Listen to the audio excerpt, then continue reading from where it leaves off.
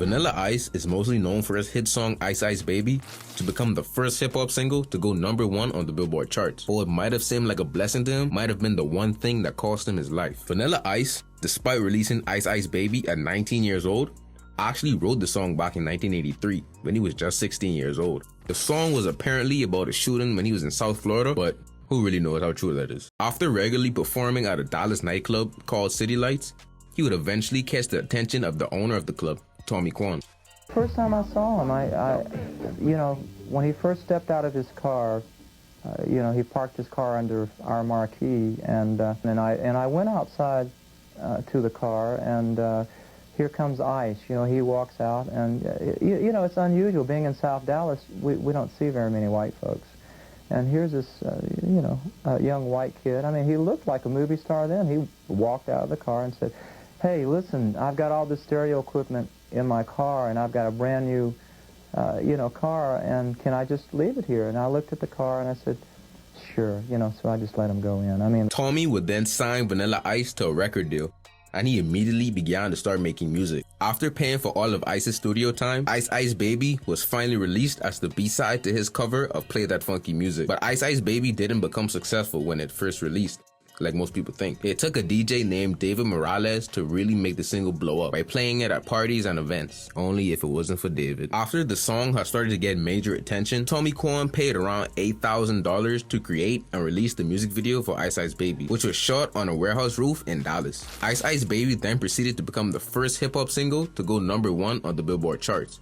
becoming the sole reason for hip-hop entering the mainstream media. No, like he actually is the reason. Look it up. Anyway, the single has started to gain major success, with Vanilla Ice saying himself that Ice Ice Baby was selling around 1 million copies a day at its peak. The record would eventually go on to become platinum in 3 different countries and gold in 4 others. I mean, the song was so big, even Alvin and the Chipmunks made a cover for it, so you know it was big. But with major success comes major problems. Even though Vanilla Ice had used the sample Under Pressure by Queen and David Bowie, he never cleared the sample beforehand, and because of this, Vanilla Ice was hit with a lawsuit by Queen and David Bowie. But since Ice Ice Baby had become so financially successful at this point, he decided it would be cheaper to just buy some of the rights to the song instead of actually fighting the lawsuit. I actually learned about publishing because of the lawsuit, because that's where I ended up actually buying the song, because it was actually David Bowie and Queen. Yeah. And so they didn't have the actual rights to it, so I went to Brian May, and I actually bought the song. And the guitar player for Queen. Yeah, but I actually own the song. So I bought it like Michael Jackson owns the Beatles. It was cheaper than the lawsuit. But little did Ice know, Queen and David Bowie weren't even the biggest problems he had to deal with. That would have been the boogeyman himself, Suge Knight. Before Suge Knight would be known as the boogeyman of hip-hop, he was actually the bodyguard for Bobby Brown. Crazy how that works out. Through this partnership, Suge would then learn the ins and outs of the music industry.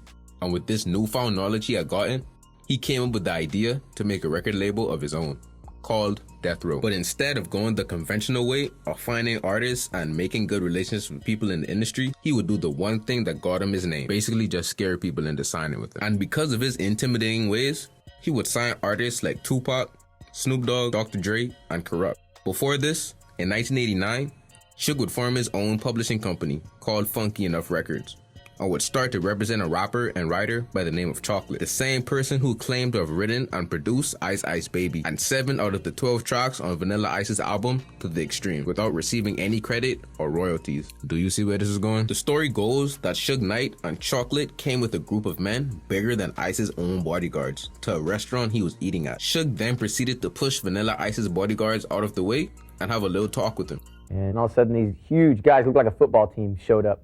You know, it was very intimidating to see these guys. They were bigger than my bodyguards, you know, and a bunch of them.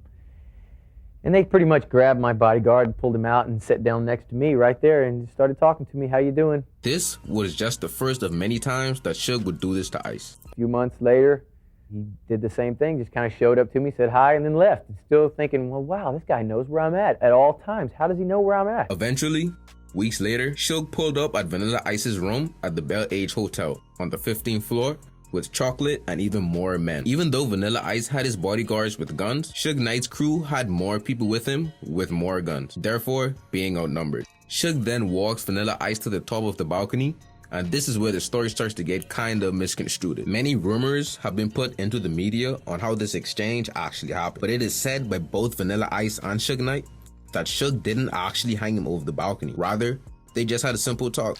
And did he really hang you over a balcony? No. Okay, so he never hung you upside down. You know what it over is a that balcony? when these things become so, pop culture, this story has become, it takes on a life of its own. Yeah. He never hung me over no balcony, man. In fact, it was more so that Suge Knight made him look over the edge of the building to intimidate him into signing the contract.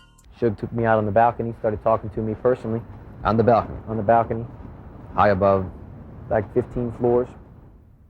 He had me look over the edge, show me how high I was up there. Were you scared? I needed to wear a diaper on that day.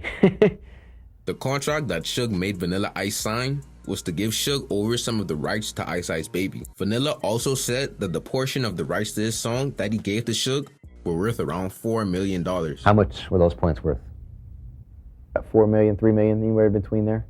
$3 to $4 million. Ice then also went on an interview to say Chocolate didn't even have anything to do with the writing or producing of the song. Who is Mario Lavelle Johnson? His name is listed. That's the guy that Suge Knight brought over there that was an acquaintance of mine that had nothing to do with that song.